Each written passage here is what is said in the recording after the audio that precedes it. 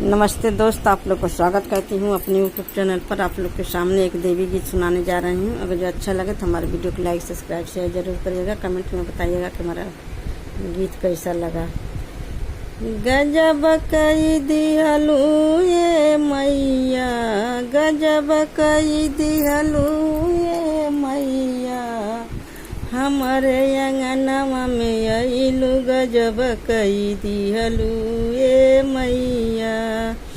हमारे अंगनवा में अइलू गजब कई दिहलू ये मैया,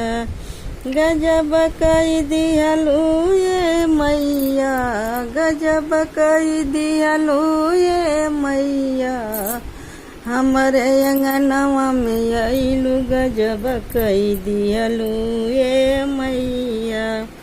हमारे मैया जी के लंबी लंबी केसिया, हमारे मैया जी के लंबी लंबी केसिया,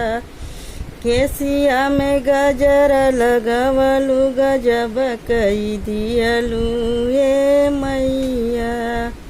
केसिया में गजर लगवलू गजब कई दिहलू ये मैया, गजब कई दिहलू ये मैया, गजब कई दिहलू ये मैया, हमारे अंगनवा में अइलू गजब कई दिहलू ये मैया,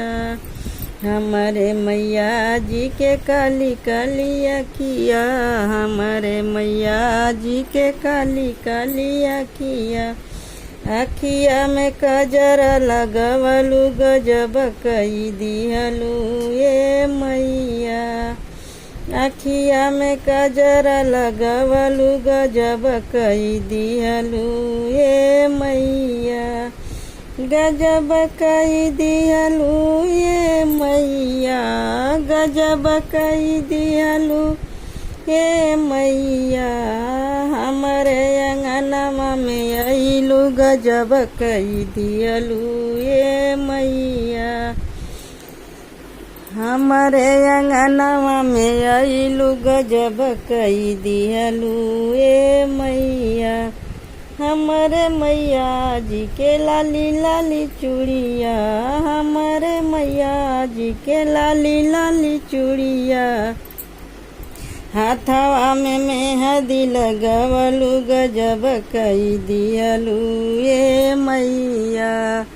हाथवा में मेहंदी लगवलू गजब कई दिहलू ये मैया, गजब कई दिहलू ये मैया, गजब कई दिहलू ये मैया, हमारे अंगनवा में अइलू गजब कई दिहलू ये मैया, हमारे अंगनवा में अइलू गजब कई दिहलू ये मैया,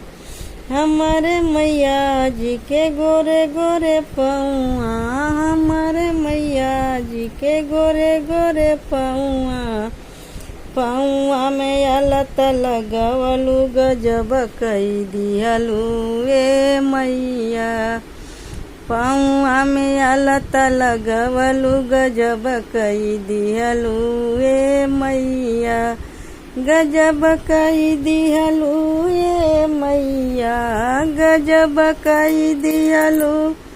ये मैया, हमारे अंगनवा में अइलू गजब कई दिहलू ये मैया, हमारे अंगनवा में अइलू गजब कई दिहलू ये मैया।